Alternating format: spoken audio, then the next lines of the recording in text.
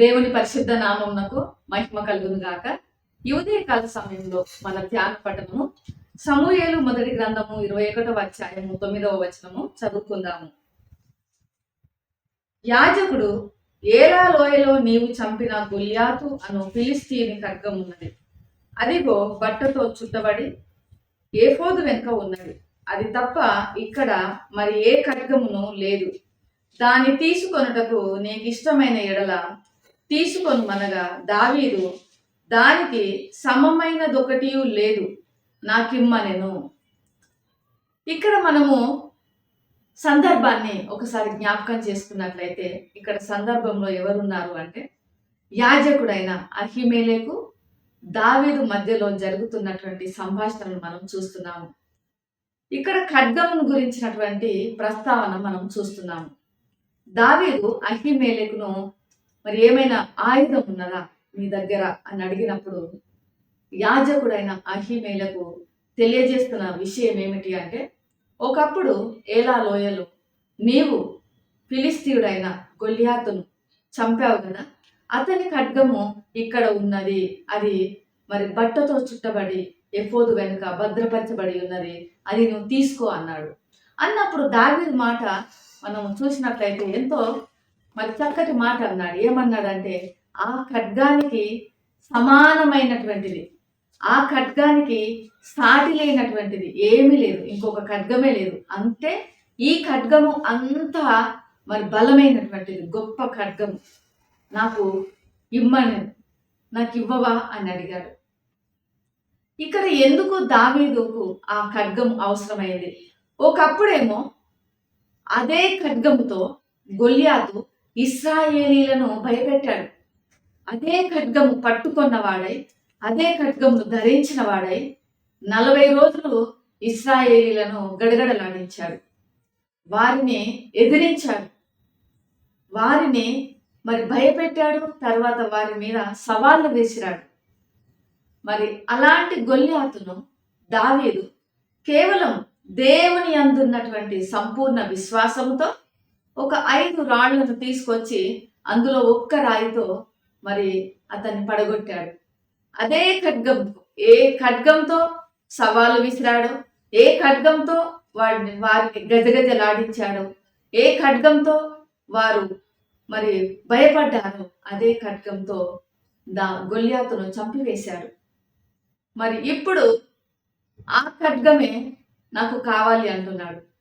ఎందుకు అంటే ఇక్కడ దావీదు తన ప్రాణ రక్షణ కొరకు పరిగెత్తుతున్నటువంటి పరిస్థితి. తన ప్రాణమును కాపాడుకోవటానికి సౌలు నుండి ఆయన పారిపోతున్నటువంటి పరిస్థితి. ఆయుధాలు లేవు తన చేతిలో, నిరాయుధునిగా ఉన్నాడు.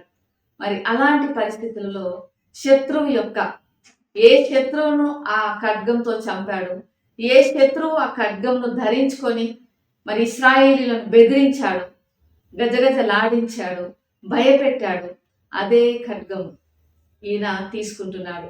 ఒకప్పుడు ఆ ఖడ్గము మరి ఇశ్రాయేలీల చరిత్రను మార్చివేసింది.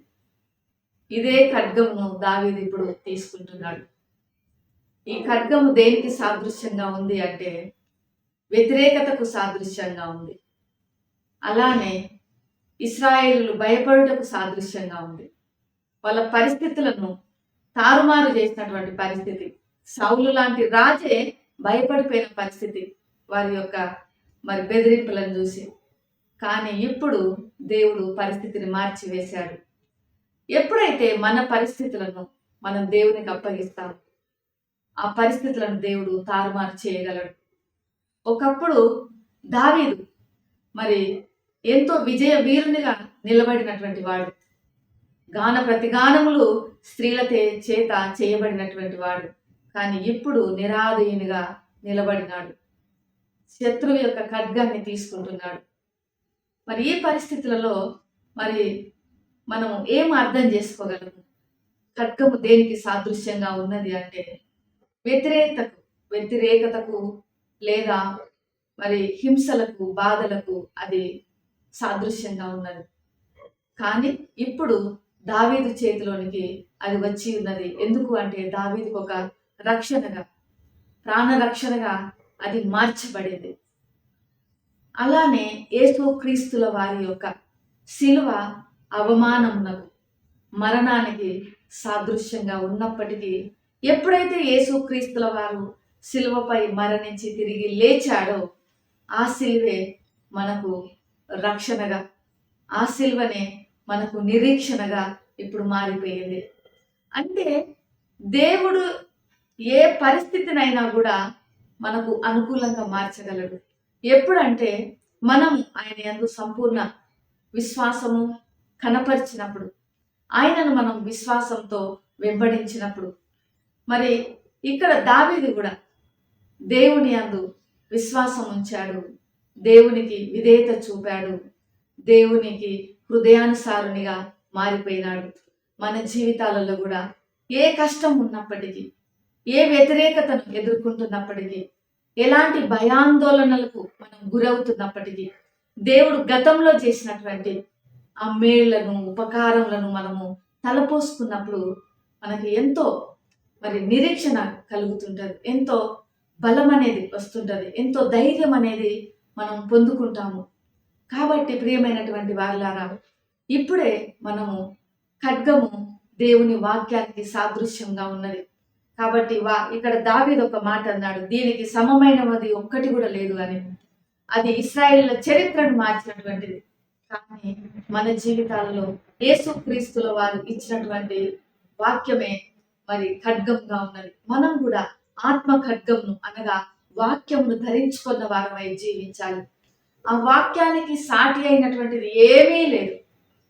అది నాకిమ్మన్నాడు. అది మనం కూడా యేసయ్య వాక్యమును మనము పొందుకున్న వారమై మనం కూడా మన విశ్వాస జీవిత ప్రయాణంలో మనం విజయం పొందుకోవాలి అంటే ఈ వాక్యానికి సమమైనది ఏమీ లేదు అని మనం గ్రహించాలి.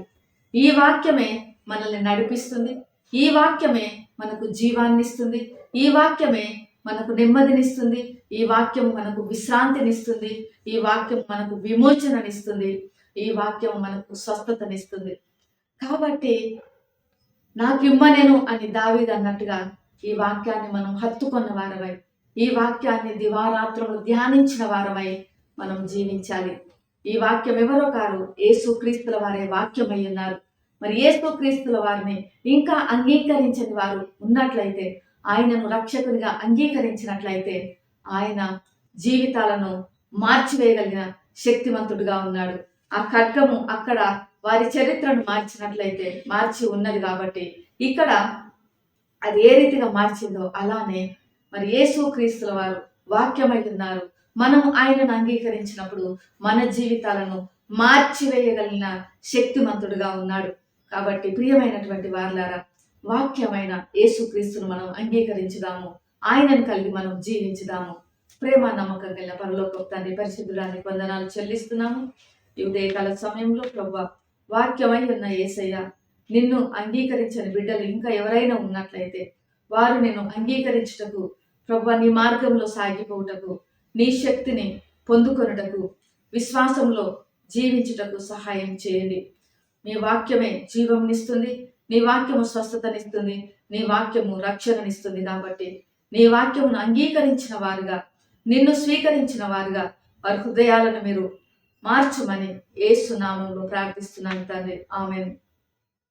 దేవుడు మిమ్మల్ని దీవించును గాక.